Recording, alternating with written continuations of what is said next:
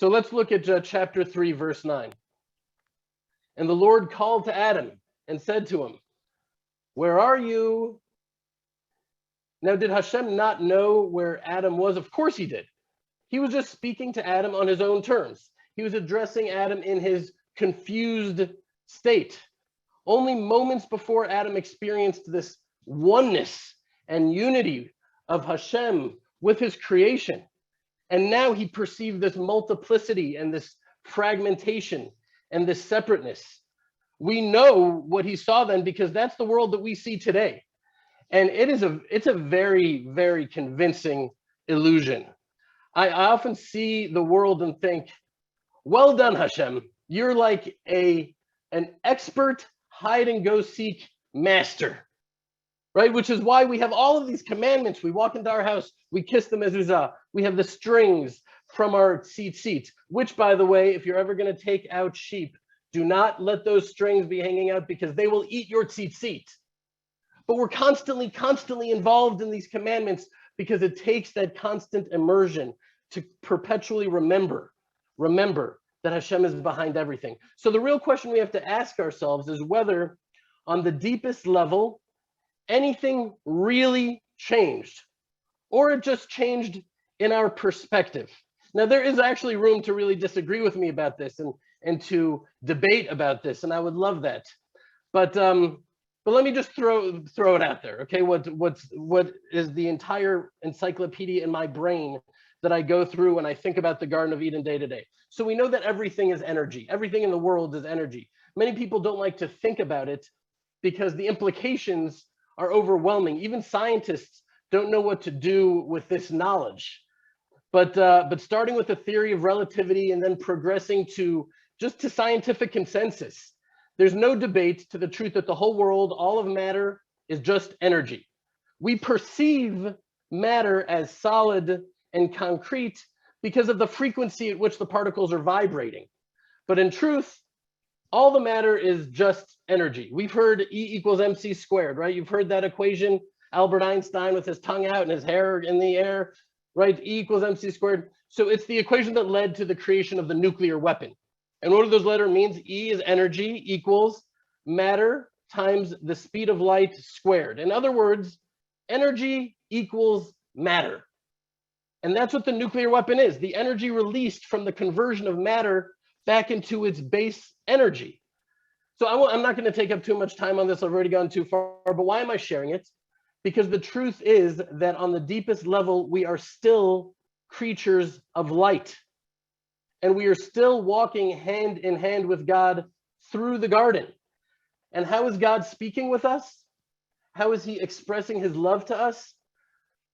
Through everybody in our lives and everything in our lives. Yes, everybody, even those we perceive as enemies, even those we perceive as bad. Because if the greatest good in the world is to be close to God, it's not comfort, because if it's comfort, game's over. But to be close to God, to serve as a vessel to channel God's light and love into the world, then it is dafka. It's exactly those people, those difficult people, those painful situations that provide us with the greatest opportunity to illuminate the darkness with divine light. I don't know if you've seen, but it's a phenomenon that I've seen since I've been in Israel. The parents whose children are murdered horrifically in terrorist attacks, almost to each one of them, they have some sort of memorial to them where they start an organization helping terror victims or challenged children or whatever the organizations are, something to bring light from all that darkness. And so, okay, so here we are in the world, and we're tasked with the mission of revealing God's presence in this world of hiddenness and darkness and confusion. That's our job description, to reveal God's presence. Isaiah says it in this week's Haftorah, Atem Edai, you are my witnesses. We reveal God's unity and his goodness and his dominion through our actions and also through our faith. And and this is something I really wanted to talk about. It's not a complex and complicated faith. I just talked about energy and science. That's not relevant. That's not important. It doesn't need to be complex or complicated. Rabbi Nachman, he says that the highest level of faith is just simple, pure faith. Simple. And by cleaving to the Torah, as we're humbly seeking to do in this fellowship, by grasping on to the tree of life and learning it together, with God's help, we're really able to, at least to start to acquire the eyes to see that on some level, we're still in the garden walking with God. The Torah is the tree of life, right? Eitz chayim hila machazikim ba, v'tomcheha me'ushar. The Torah is the tree of life. Our key back into the garden, and by knowing it and immersing ourselves in it and internalizing it into our hearts, we can have the eyes to see that the world is beautiful, that life is beautiful, and life is just the greatest gift bestowed upon us by a God who loves us more than we can ever imagine. And that's even during the times of pain and sadness and tears, we can still hold that at the same time. You know, Rabbi Abraham Joshua Heschel, he describes a religious person as someone who holds God and man in one thought at one time, at all times, who suffers harm done to others, whose greatest passion is compassion, and whose greatest strength is love in defiance of despair. Years ago, I read that and I wrote it down, and it's part of my mantra. And the part that is the with me the strongest is who holds God and man in one thought at one time. That's the key. Because if we put on our Garden of Eden glasses, we see that a spark of Hashem lies in the heart of every man.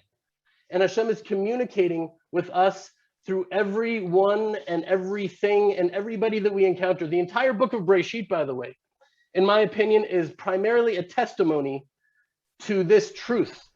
As the masks are coming off and much of the world is turning not only against Israel, but yes, against the Jewish people, if you feel different, if your love for Israel is growing deeper and stronger, if you're thirsting to cleave to the nation of Israel and to the God of Israel, if you're thirsting to learn authentic Torah from Jews in Judea, then the Land of Israel Fellowship is for you.